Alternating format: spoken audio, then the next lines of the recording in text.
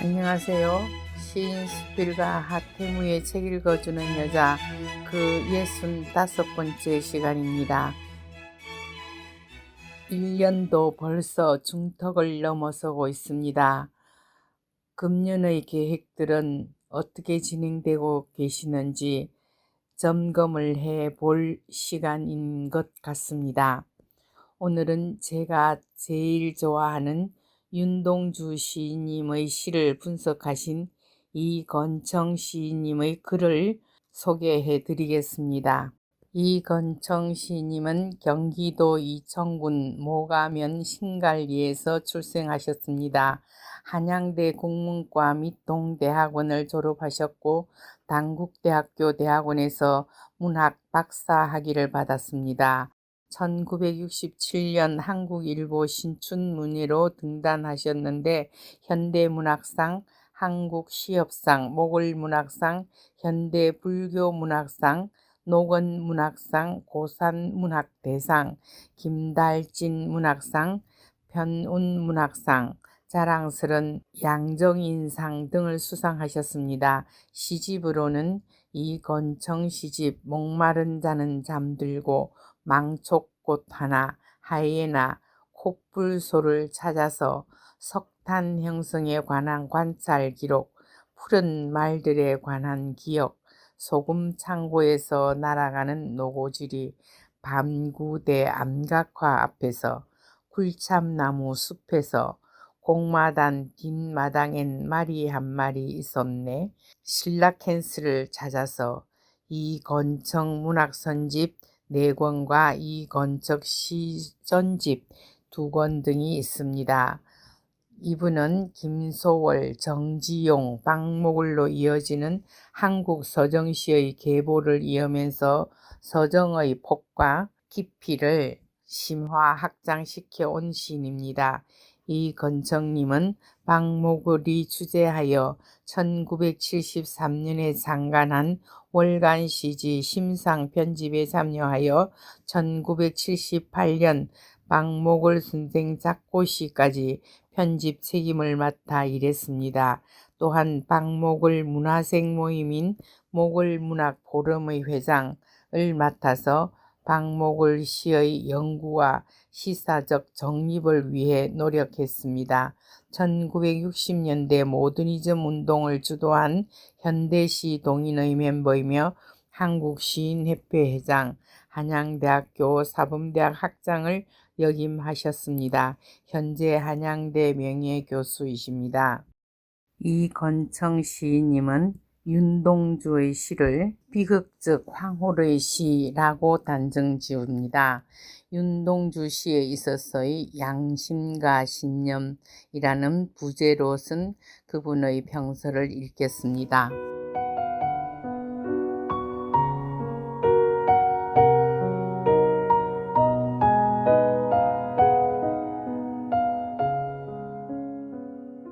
비극적 황홀의 시, 윤동주 시에 있어서의 양심과 신념, 이건청.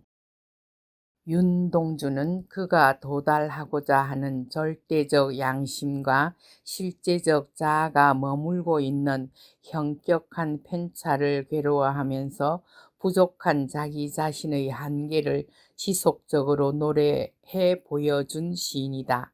절대적 양심이란 것은 여간해서는 인간이 도달할 수 없는 궁극의 가치이다. 그런데도 윤동주는 자신이 도달하고자 하는 궁극적 도달점으로 절대적 양심을 설정하였으며 그곳에 도달할 수 없는 현실 속에 자기를 자책하면서 쉼 없이 번민하였던 것이다. 절대적 양심과 실제적 자아 사이에 존재하는 이 현격한 괴리는 그러나 그가 절대적 양심을 상대적 양심으로 재조정하거나 그런 절대치에 도달하려는 신념을 조금쯤 포기하는 방식으로 타협하려 했으면 해소될 수 있는 성질의 것이었다.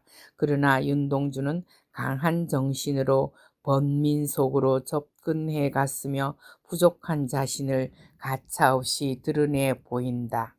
윤동주는 강한 신념으로 양심을 지켜 살려는 의욕을 시로 실천하려고 노력한 시인이다. 말할 필요도 없이 강한 신념은 확고한 가치를 토대로 하는 것이고 양심은 그것을 수호하기 위한 자아의 판단 기준인 셈이다. 그런데 정제된 사회, 가치가 확고하게 정립된 사회에서 양심과 신념을 지켜 사는 일은 그리 어려운 일이 아니다. 그러나 가치가 혼란된 사회에서 양심과 신념을 지켜 살려는 자아는 엄청난 모멸과 좌절을 감내하지 않으면 안 된다. 더구나 시인이 감내해야 할 가치 혼란의 주체가 부정한 지배 권력이고 그 속에서 자기를 추구해야 하는 것이라면 시인은 형극의 길을 걸어 갈 각오가 필요하게 된다. 윤동주는 1917년에 출생하였고 1945년 2월 적지 후쿠오카 감옥에서 27세의 젊은 나이로 옥사하였다. 그런데 삶의 길을 택한 윤동주의 시가 죽음의 길을 택한 황매천의 절명시가 보여주는 비장감 못지않은 긴장을 띈다는 사실이 주목된다. 불가능한 응전의 길을 택한 시인의 신념이 강한 것이면 강한 것일수록 시는 비장한 것이 되게 마련이다.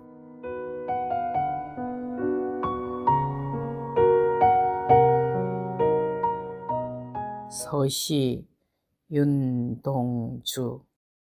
죽는 날까지 하늘을 우러러 한 점 부끄러움이 없기를 잎새에 있는 바람에도 나는 괴로워했다.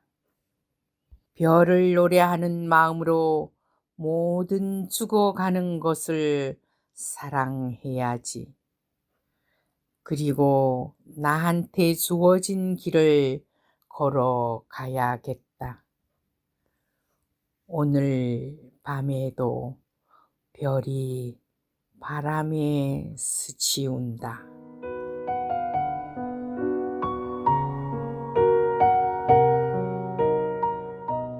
하늘 앞에 한 점 부끄러움이 없기를 간구하는 이 시의 화자는 스스로 형극의 길을 선택하고 있는 것으로 보인다. 하늘이라는 절대 가치 앞에 한 점 부끄러움이 없는 삶을 골라 디디며 살아갈 수 있을까? 더구나 죽는 날까지 평생을 절대적 양심의 구현자로 살아가기를 천명하고 있는 그의 선택은 모진 시련을 전제로 한 것이 아닐 수 없는 것이다.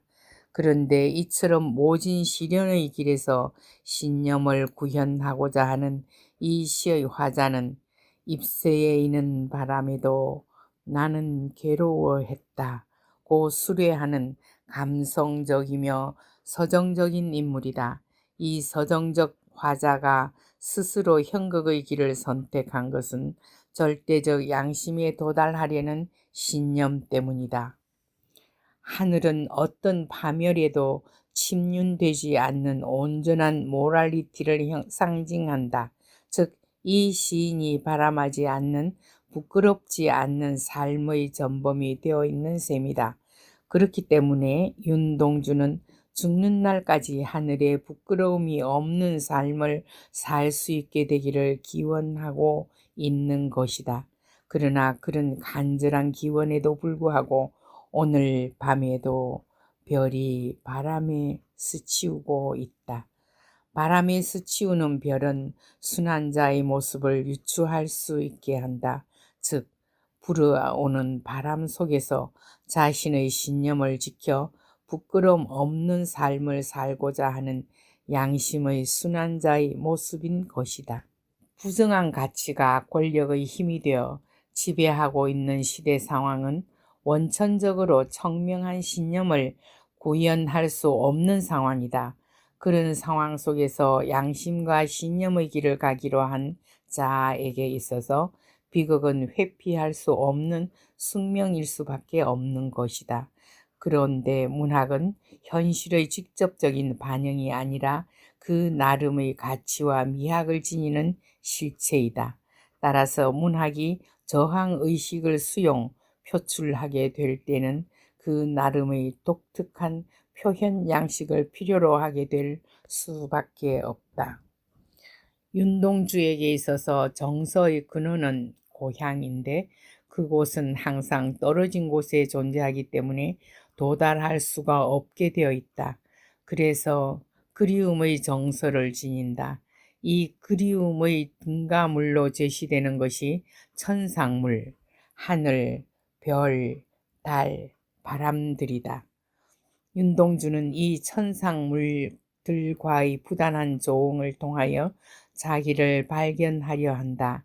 이 자기의식을 결과 얻어지는 최초의 자기 표명이 서시에서 천명된 대로 하늘을 우러러 한 점 부끄러움이 없기를 바라는 인격의 완성인 것이다. 그러나 부끄러움이 없기를 지향하는 개인적 의욕은 1930년대 말로부터 1940년대 초의 시대적 상황 속에서 완강한 규제와 만난다. 윤동주는 이 완강한 규제 속에서 현실적으로는 도달할 수 없는 피안을 노래한다. 그리하여 자신이 서 있는 단애를 인식하고 그리움의 대상으로서의 천상을 상징한다. 그러므로 윤동주에게 있어서의 현실은 언제나 참담한 것이고 피아는 까마득히 먼 곳에 존재한다. 지향과 규제의 상호 배반적 속성 위에서 양심의 순환자로서의 실존적 자아에 대한 성찰이 비롯된다. 윤동주가 구현하고자 하는 양심의 세계는 부정한 현실에 의해서 회절되지 않은 순정한 자아의 모습으로 그의 시 속에 나타난다. 윤동주는 광명학원 5학년 과정을 마치고 연희 전문 문과에 입학해서 영문학을 공부하게 된다. 연희 전문에 입학하게 되면서 이제까지의 순진무구한 그의 동시세계는 어쩔 수 없는 변혁의 자발적 욕구와 만나게 된다. 자신이 서 있는 위상을 새롭게 파악하게 되면서 차츰 구체적 상황에 대응하게 된 것이다. 영시를 배우고 조선어를 배웠으며 민족의식의 깨우침을 받게 되면서 시 자체도 이제까지의 천진무구한 동심의 세계로부터 벗어난다. 윤동주가 슬픈 족속이나 팔복에서 노래하는 슬픔은 앞서의 동시에서 발견할 수 있었던 슬픔과는 다른 일면을 지닌다. 슬픈 족속이나 팔복에서의 슬픔은 민족적 연계성 위에서 파악된 것이다. 그가 막연한 슬픔의 세계에서 구체적 슬픔의 대상을 지니게 되었다는 사실은 굴욕적인 이민족의 지배를 인식하게 되었다는 말과 같다. 윤동주가 막연한 그리움의 세계로부터 슬픔의 세계를 인식하게 되었다는 말과 같다. 윤동주가 막연한 그리움의 세계로부터 슬픔의 세계를 인식하게 되는 것은 그가 자신의 위상을 구체적으로 인식하게 되었다는 말과 다르지 않다. 나를 표명하려는 구체적 의지가 비롯되게 되는 것도 그 때문이라 할 것이다. 윤동주가 자신을 표명하려는 구체적 의지를 가지고 바라본 자아의 모습은 절대적 자아의 까마득한 높이에 도달할 수 없는 참담한 모습이다. 윤동주가 발견한 그런 자아의 객관적 상간물이 백골이다.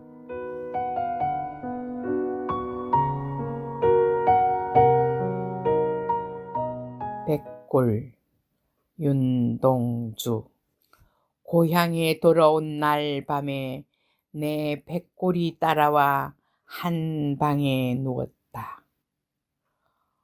어두운 밤은 우주로 통하고 하늘에선가 소리처럼 바람이 불어온다. 어둠 속에 곱게 풍화작용하는 백골을 들여다보며 눈물 짓는 것이 내가 우는 것이냐, 백골이 우는 것이냐, 아름다운 혼이 우는 것이냐.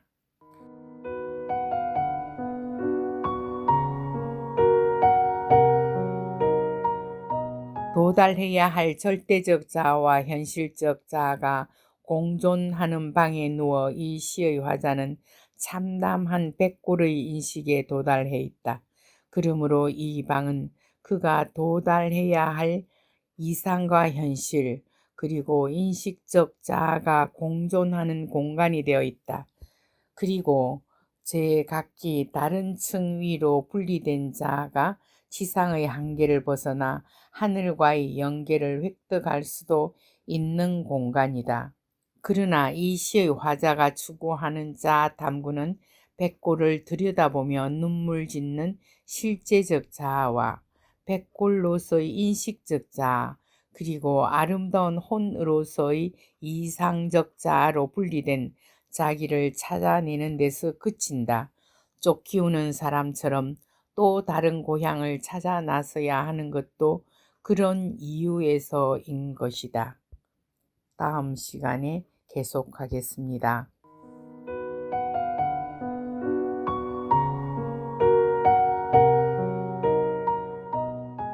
제 이야기는 남해 FM 91.9MHz 라디오와 남해 FM 스마트폰 전용 앱에서 본방송 매주 금요일 오후 8시, 재방송 일요일 저녁 8시와 화요일 오후 5시 매주 3차례에 걸쳐 30분간 진행됩니다.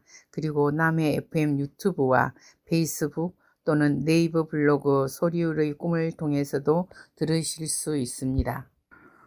다시 고대 이집트 탐험 나일의 선물 제 이집트 여행기를 읽겠습니다. 그 두 번째 시간입니다. 스핑크스에 대한 이야기입니다.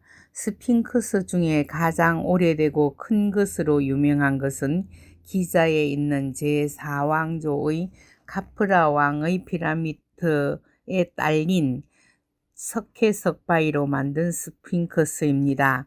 이것은 자연 암석을 이용하여 조각한 것인데 군데군데 보수되어 있습니다.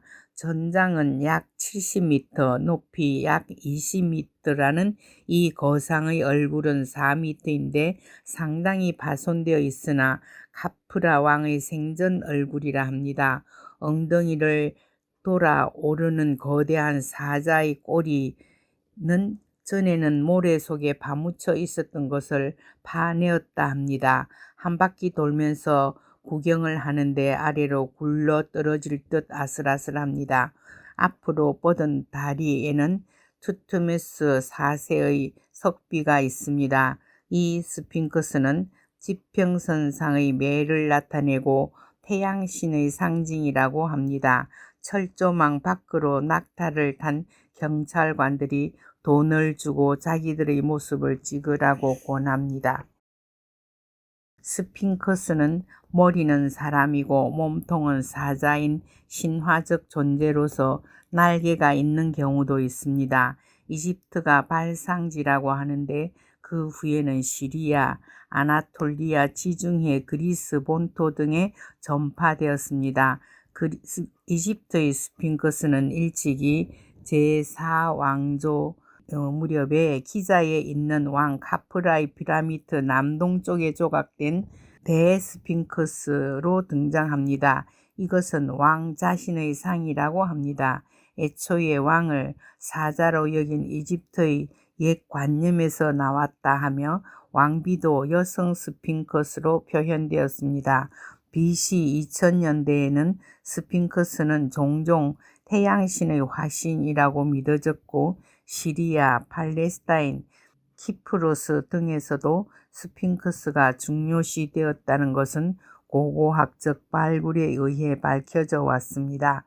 스핑크스 석상은 문 양쪽에 세워지거나 건조물의 일부로 사용되었으며 상하의 부조 또는 청동상이 종교색 짙은 장식으로 사용되었습니다.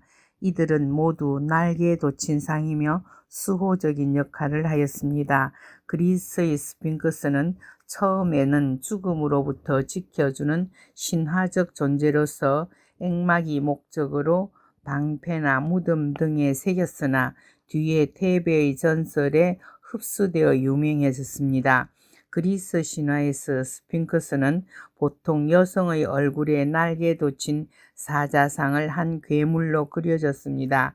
옛날에는 어린이를 채가고 전사가 쓰러지는 것을 기다리는 사령 같은 존재로 생각되었습니다.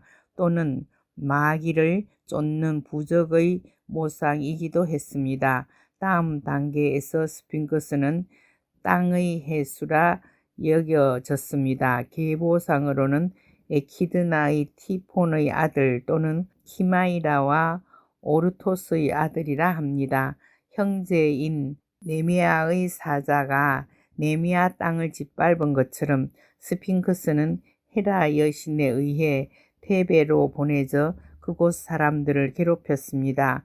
이것은 테베 왕가가 범한 죄값이라고 했습니다.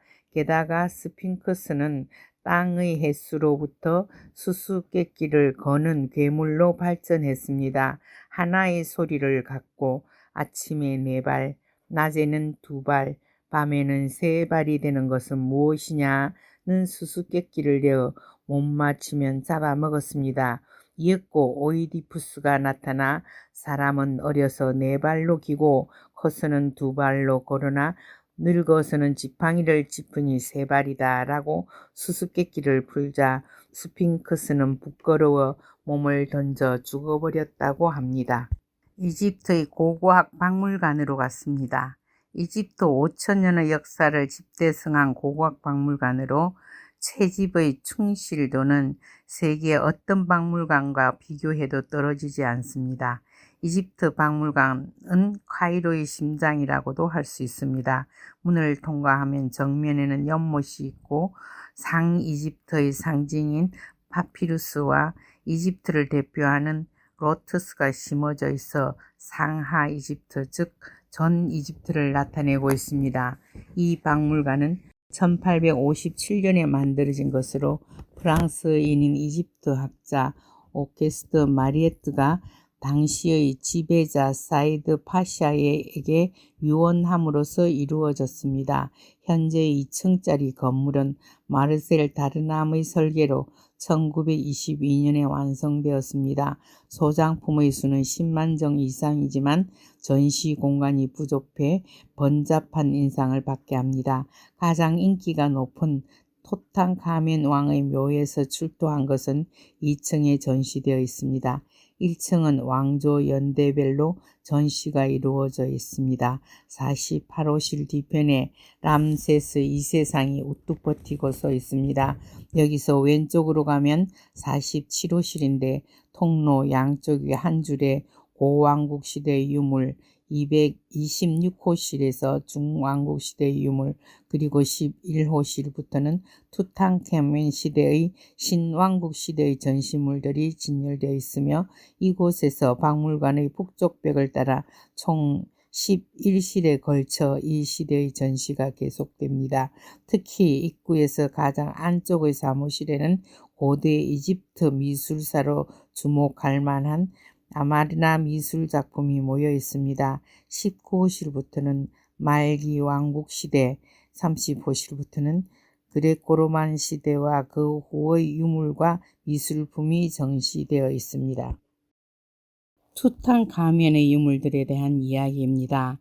1922년 하워드 카트에 의해 발굴된 투탕카멘의 무덤과 그 속에서 나온 부장품은 이집트학의 발전에 있어 커다란 전환점을 이룹니다. 투탕카멘은 BC 1343년경 유명한 파라오인 이제나톤의 서자로 태어나서 BC 1330 6년부터 1327년까지 이집트를 다스린 파라오입니다. 이 무덤의 발굴은 세 개의 우연적인 사실이 결합하여 이루어진 산물이었습니다. 첫 번째 우연은 BC 1140년경 테베의 인부들이 람세스 6세의 무덤을 발굴하면서 파낸 흙더미를 근처에 쌓아두면서 일어났습니다. 그들은 흙더미를 만들면서 그것이 다른 작은 무덤을 뒤덮었다는 사실을 모르고 있었습니다. 그렇지 않았더라면 투탕카멘의 무덤은 벌써 도굴을 당했을 것입니다. 두 번째 우연은 발굴자 하워드 카트와 관련된 것입니다.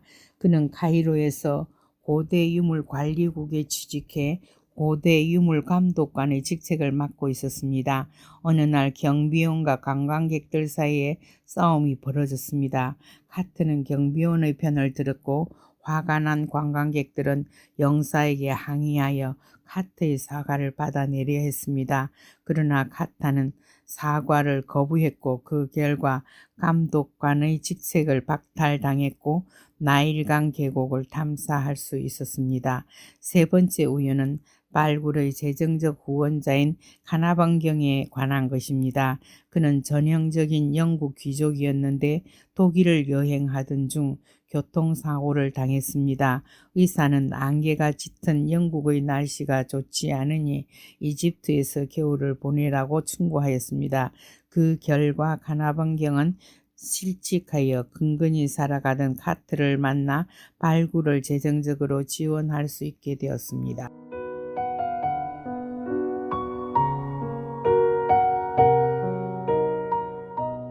들려드리는 노래는 드볼작 신세계에서 넘버 9번입니다. 김은선 지휘자의 지휘로 듣겠습니다. 김은선님은 한국의 지휘자로 독일 슈투트가르트 음악대학교에서 지휘과 최고 연주자 과정을 마치고 스페인 왕립 국부지휘자, 휴스턴 그랜드 오페라 수석 객원 지휘자로 활동했습니다. 1921년 8월부터는 샌프란시스코 오페라 음악 감독직을 수행하게 되어 샌프란시스코 오페라단 96년 역사에서 첫 여성 지휘자가 되었습니다.